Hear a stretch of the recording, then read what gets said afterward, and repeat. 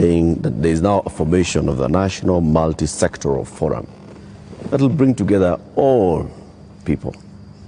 And you started having conversation with church leaders.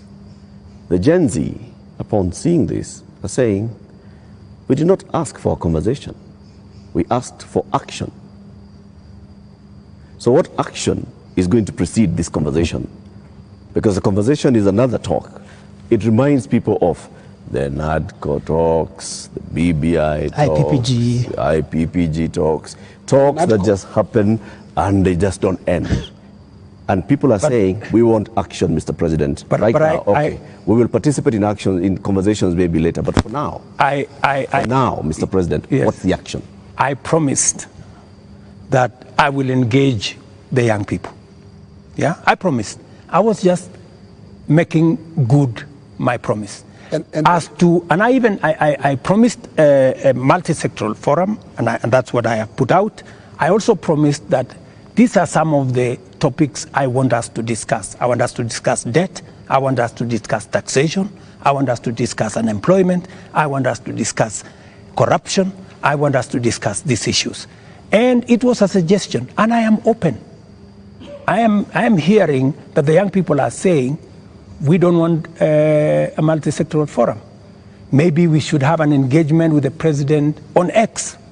And I am open to having an engagement with the young people on a forum that they are comfortable with. If they want digital? If they want me to engage with them on X, I will be there. At this point, Mr. President, do you think you know what the young people want? I have many young people in my house. Are they telling you all is well? The same ones that are in all these other spaces. And they want an engagement. They have ideas. They have suggestions. And I am open. If what we are doing on the digital space, on the housing program, on the export of labor, on manufacturing, if they have suggestions, I am open to those suggestions. They can improve, they can change, they can make new suggestions. And I also have a responsibility as a father, because these are our children. I have also a responsibility to guide and to listen to them and to tell them, yes, on this, I agree. For example, let's not have a spouse's office. I agree. Let's not have CASS for now. I agree. Let us not have advisors. Advisors. We will agree. Let us not have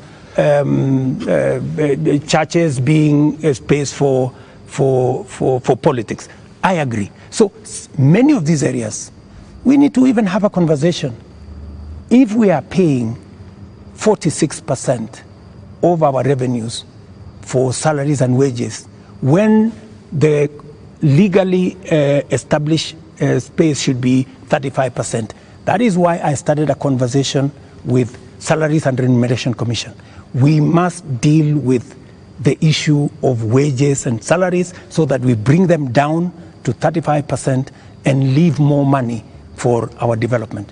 That is a conversation I am very happy about. When? Mr. President, it's been 2 weeks. It's been 2 weeks of you saying every day we are going to have a conversation. We just you know what they say on social media? I say they call you the president of tutafanya, tutatenga, tutafanya, tutarudi. No, it is always futuristic. But I'm here. You're saying, but I'm here. We are going to have a conversation. I said within a week. I gave a timeline. Within a week. Yeah. So within a week we will have agreed on where are we meeting. Are we meeting at the X space?